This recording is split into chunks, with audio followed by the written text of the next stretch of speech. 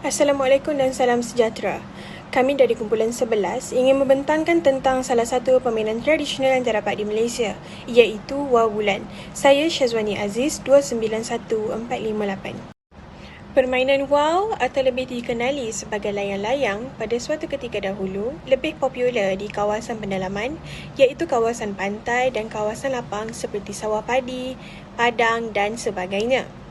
Kini permainan tersebut telah mulai popular dan diminati oleh pelbagai kaum, termasuklah mereka yang menetap di kawasan bandar. Permainan ini mengandungi unsur-unsur budaya Melayu asli. Ini dapat dilihat daripada bentuk, corak yang terdapat pada wau tersebut. Asal-usul permainan wau yang sebenarnya tidaklah diketahui, walaupun dalam beberapa buku sejarah Melayu sudah menceritakan tentang permainan ini.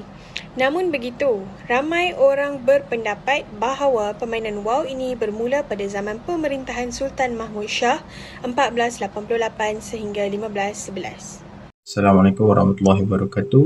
Nama saya Muhammad Sufian Iman bin Roslan dan nombor matrik saya ialah 292432. Saya akan menceritakan tentang sejarah wau, di mana nama lain bagi wau adalah layang-layang, dan perkataan wau ini dikatakan berasal daripada perkataan Thailand memandangkan negeri-negeri seperti Kelantan, Terengganu, Perlis dan Kedah menggunakan perkataan tersebut. Kaum yang mempopularkan permainan wau ialah kaum Melayu dan Siam yang ramai tinggal di negeri tersebut. Dan perkataan layang-layang pula digunakan di kebanyakan negeri-negeri seperti di pantai barat dan selatan semenanjung Malaysia seperti Selangor, Melaka dan Johor. Ini dapat dibuktikan menerusi catatan Tun Sri Lanang yang menyatakan bahawa Raja Ahmad bermain layang-layang bersama pemuda serta kerabat diraja dan tidak pula disebut bermain wau. Assalamualaikum warahmatullahi wabarakatuh. Nama saya Nur Insyirah binti Harun, nombor matrik 292868. Hari ini saya akan menceritakan tentang kesempurnaan wau. Kesempurnaan wau boleh dikaji melalui beberapa aspek utama, iaitu yang pertama, rupa bentuk wau. Yang kedua, kehalusan sobekan wau. Yang ketiga, bunyi dengungan semasa terbang. Dan yang keempat, penerbangan wau. Setiap perincian wau harus menepati syarat-syarat tersebut bagi menghasilkan seekor wau yang sempurna dan mampu untuk terbang di udara. Terdapat 8 bahagian-bahagian utama dalam wau, iaitu yang pertama, kepala, yang kedua, leher, yang ketiga, sayap, yang keempat, pinggang, yang kelima, batang susur, yang keenam, daun susur, yang ketujuh, rambu dan yang ke-8, punggung. Nama saya Nur Bakis binti Fajar Muda, nombor matrik 292192. Rangka wau. Rangka wau biasanya dibuat menggunakan buluh dengan teknik meraut. Buluh yang dipilih adalah dari jenis buluh yang matang, di mana buluh tidak terlalu tua dan tidak terlalu muda, bagi menghasilkan lenturan yang mampan. Beberapa jenis buluh yang popular dalam pembuatan wau seperti buluh duri, buluh betung dan buluh tali. Buluh-buluh ini mempunyai ketebalan yang sesuai dan jarak antara ruas buluh tidak terlalu jauh. Rangka wau diraut menggunakan pisau khas dan diikat dengan tali. Hai, nama saya Nur Syafani binti Abdul Aziz, nombor matrik 292991. Saya akan teruskan dengan jenis-jenis wau di Malaysia. Wau bulan ialah antara jenis wau yang popular di Malaysia. Kepopularannya didominasi oleh rakyat negeri Kelantan, iaitu rakyat pantai timur Malaysia. Bentuk jenis wau ini menyerupai bulan sabit pada bahagian hadapan dan separuh bulatan pada bahagian ekornya. Disebabkan hal itu, wau tersebut kelihatan seperti bulan yang terbit di angkasa apabila diterbangkan. Dari segi saiz pula, wau bulan dibentuk dengan saiz yang lebih besar daripada wau-wau yang lain, di mana bidang biasa adalah sepanjang 2.5 meter dan tinggi 3.5 meter. Hal ini untuk memastikan corak yang terdapat pada wau tersebut kelihatan jelas dan menyerlah. Bagi salahkan lagi daya tarikan jenis wau ini, pemilihan Warna yang terang dan corak yang lebih besar menjadi pilihan. Wau bulan dikatakan telah bermula pada zaman Kerajaan Sriwijaya. Menurut legenda, wau ini mula digunakan oleh seorang putera yang bernama Dewa Muda. Corak bunga dan daun pada wau Dewa Muda dikatakan merupakan peta daerah yang dikuasainya. Malahan, bentuk wau bulan ini telah menjadi lambang syarikat kepada syarikat penerbangan Malaysia iaitu emas. Seterusnya ialah wau merak. Wau merak ialah sejenis layang-layang yang popular di kalangan keturunan Bugis. Ia dikenali sebagai layang-layang kipas. Ia juga dipercayai berasal dari Johor. Reka bentuk bercirikan burung merak. Wau merak tidak terikat kepada saiz yang tertentu. Ia juga mempunyai ekor yang panjang yang membezakannya dengan wau helang. Wau merak ialah wau rasmi bagi negeri Johor. Ketika diterbangkan ke udara, busur wau merak dikatakan akan mengeluarkan bunyi yang nyaring seperti burung merak. Keistimewaan wau merak ialah busurnya yang boleh memainkan 7 jenis irama atau bunyi-bunyian.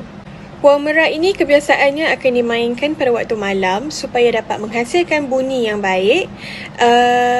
Jenis hiasan yang dipilih menghiasi dada wau merak ialah bermotifkan tumbuhan menjalar, iaitu lada hitam dan gambir. Wau daun. Wau tradisional yang telah dimainkan secara turun-temurun di Malaysia dikenali sebagai wau barat atau wau pagi, menyerupai bentuk wau bulan tetapi lebih lebar dan ringan. Corak-corak di wau daun adalah dilukis dan tidak menggunakan teknik sobek atau lebih dikenal sebagai potong dan tampal.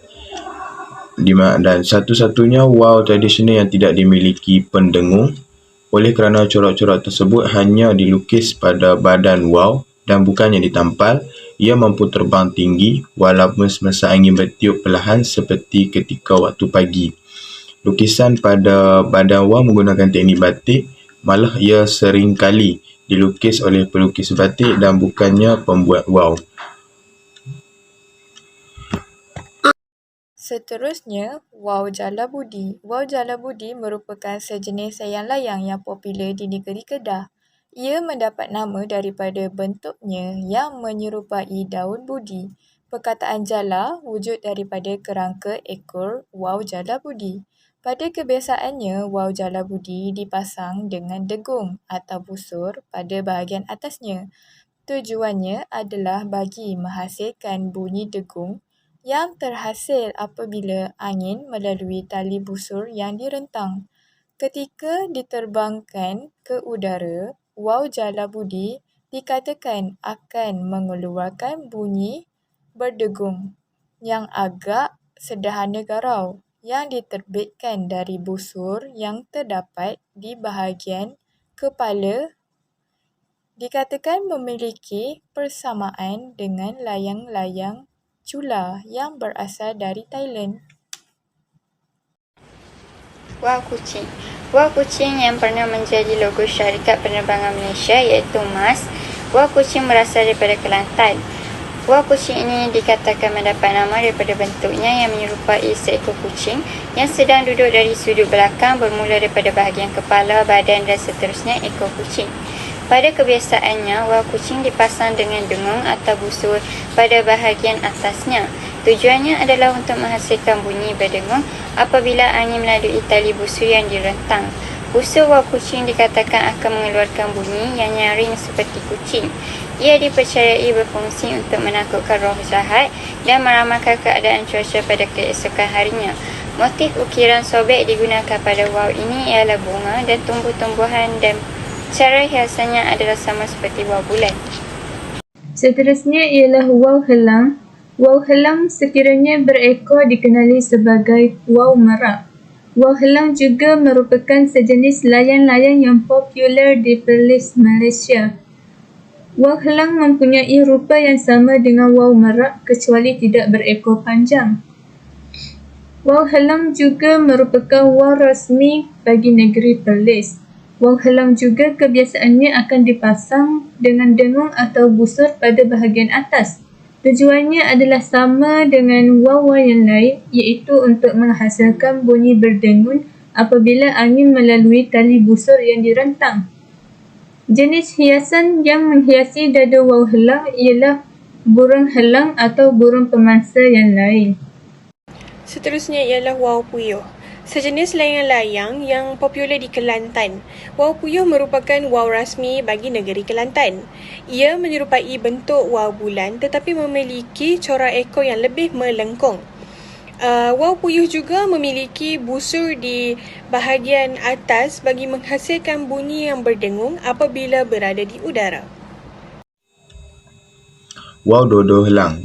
Waw dodo helang ni ialah sejenis layang-layang yang popular di Terengganu, Malaysia. Waw dodo helang juga merupakan waw rasmi bagi negeri Kelantan. Waw ini tergolong dalam kategori waw burung. Namanya diperoleh daripada bunyi yang dihasilkan oleh busurnya yang diperbuat daripada bunyi yang daripada rotan yang diraut nipis apabila diterbangkan, mempunyai rupa yang sama dengan waw helang kecuali hiasan pada dada layang-layang sahaja yang berbeza. Waw ini juga dipasang dengan busur di bahagian atas kepala bagi menghasilkan bunyi dengung apabila diterbangkan. Jenis hiasan ini menjadi pilihan untuk menghiasi dada waw dodo helang adalah motif bunga dan kelarai. Penghasilan corak menggunakan teknik sobek. Seterusnya, waw seri negeri. Waw seri negeri merupakan sejenis layang-layang yang popular di Negeri Sembilan. Ia merupakan waw rasmi bagi Negeri Sembilan. Waw seri negeri juga dipasang busur di bahagian atas kepala bagi menghasilkan bunyi berdengung. Ketika diterbangkan ke udara, busur waw seri negeri dikatakan akan mengeluarkan bunyi yang nyaring. Jenis hiasan yang menghiasi dada waw seri negeri adalah bermotifkan tumbuhan menjala iaitu ladi hitam dan gambir. Waw kenyalang merupakan waw rasmi negeri Sarawak. Waw ini mempunyai rupa yang sama dengan waw helang. Ia tergolong dalam kategori waw burung. Pada kebiasaannya, waw kenyalang juga turut dipasang busur di bahagian atas untuk menghasilkan bunyi berdengung apabila diterbangkan ke udara. Jenis hiasan yang dipilih untuk menghiasi dada waw ini adalah burung kenyalang. Waw payung, sejenis layang-layang yang popular di Malaysia dan merupakan waw tradisional yang dimainkan secara turun-temurun. Waw payung menyerupai bentuk waw bulan tetapi memiliki depan dada yang lebih tirus berbanding lebar sayap. Waw ini menyerupai bentuk payung. Seterusnya ialah waw kapal. Waw kapal juga sejenis layang-layang yang popular di Selangor. Waw kapal merupakan waw rasmi bagi negeri Selangor. Waw ini terbahagi kepada dua jenis iaitu waw kapal tradisional dan waw kapal moden. Waw kapal tradisional menerapkan hiasan menggunakan teknik telepuk, tebuk dan juga tampal. Manakala waw kapal moden lebih mudah dihasilkan kerana tiada motif hiasan seni tradisional. Waw kapal menyerupai bentuk waw bulan tetapi memiliki corak yang berbentuk kapal. Menurut sumber yang dipercayai, anak-anak nelayan yang menunggu bapa mereka pulang ke pangkalan akan menaikkan waw tersebut sebagai penunjuk kedudukan daratan dan juga kedudukan sebenar pangkalan kerana nelayan-nelayan tersebut tidak mempunyai kemudahan sebarang pada waktu itu. Reka bentuk ekor waw tersebut menyerupai sebuah perahu, manakala sayap dan kepalanya adalah sama seperti waw tradisional yang lain. Perkataan kapal dianggap lebih sesuai berbanding dengan perahu yang menjadi nama bagi waw yang mereka cipta.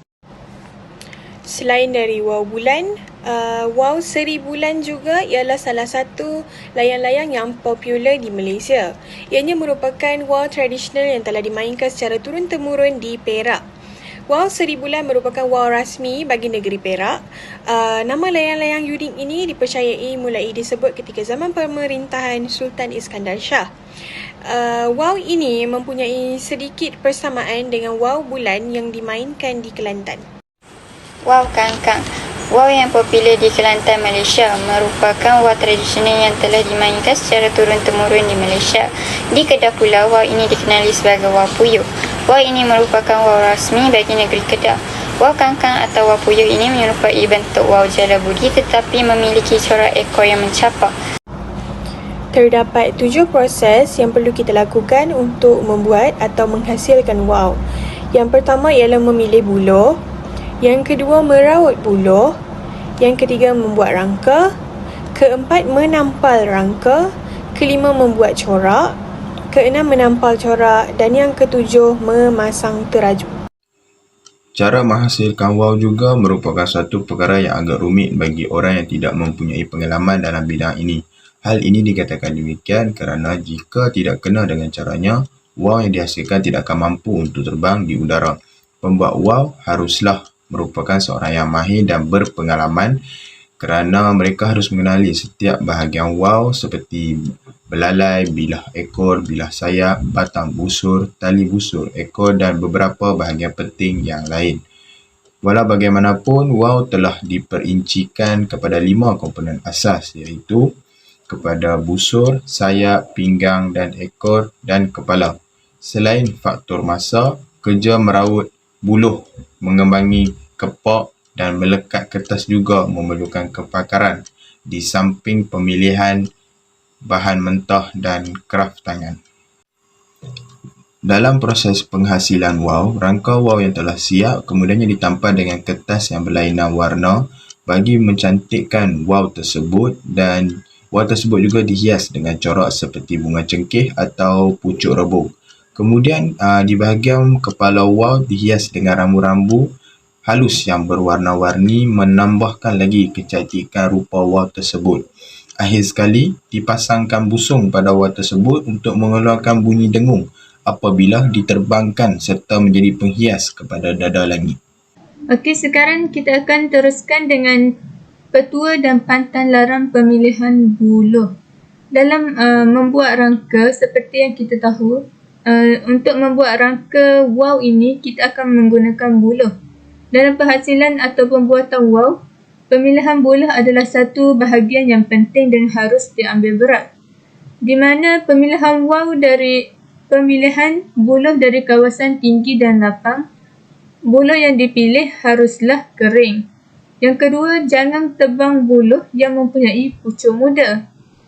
Manakala pantalaran yang ketiga, buluh yang dipilih haruslah condong ke arah matahari naik. Seterusnya ialah peristiwa-peristiwa penting berkaitan wau.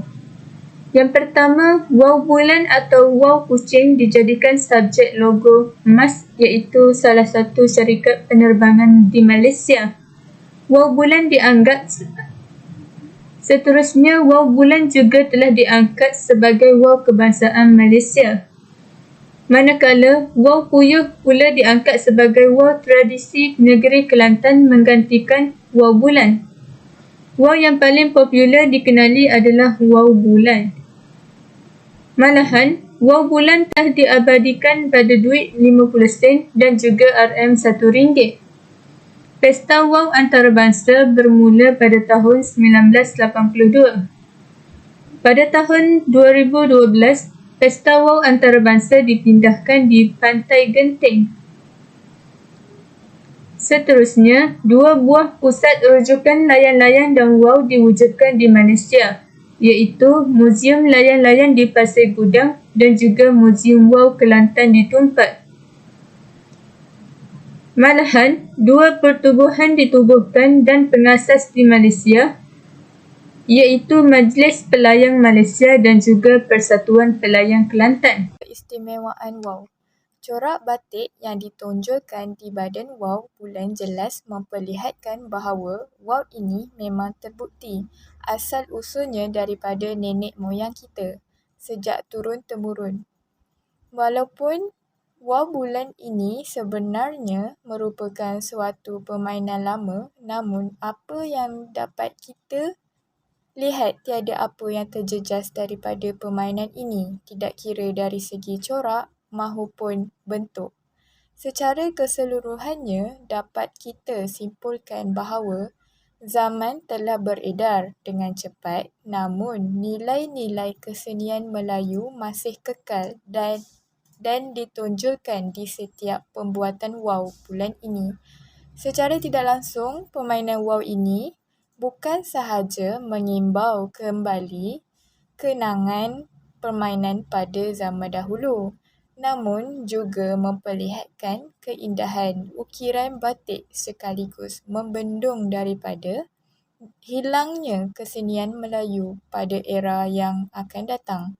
Hal ini kerana walaupun zaman sudah semakin canggih, namun ciri-ciri kesenian Melayu masih tetap utuh dan ditunjulkan melalui penghasilan WOW bulan ini. Hal ini dibuktikan dengan corak batik yang setia dimasukkan sebagai motif utama hiasan di WOW bulan. Cara bermain WOW. Pada kebiasaannya, WOW dimainkan oleh dua orang, iaitu seorang juruanjung yang memegang WOW dan seorang jurutarik yang memegang tali. Permainan WOW memerlukan kawasan yang berangin, luas dan juga merupakan kawasan yang lapang. Apabila adanya tiupan angin, tali akan ditarik melawan arus angin dengan cara menghulu dan menarik tali sehingga WOW terbang tinggi di udara. Satu kepuasan jelas terasa apabila WOW yang dihasilkan mampu terbang tinggi di udara. Bahkan turut ada WOW yang dimainkan di kampung-kampung mampu terbang tinggi dan bermalam di udara. Keesokan harinya barulah mereka menurunkannya semula. Terdapat beberapa kepentingan permainan WOW. Yang pertama, permainan WOW dapat menarik minat orang ramai kerana kecantikan WOW yang melenggang dan meliuk di udara.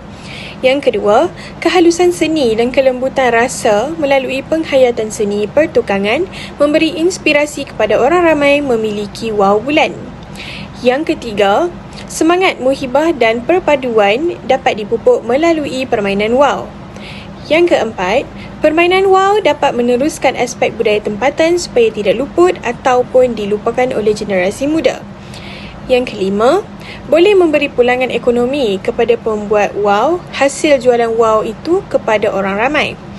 Yang keenam, boleh menaikkan nama Malaysia melalui penganjuran festival WOW antarabangsa, seterusnya menggalakkan industri pelancongan negara. Dan yang terakhir, mengekalkan budaya jati diri penduduk asal tanah Melayu.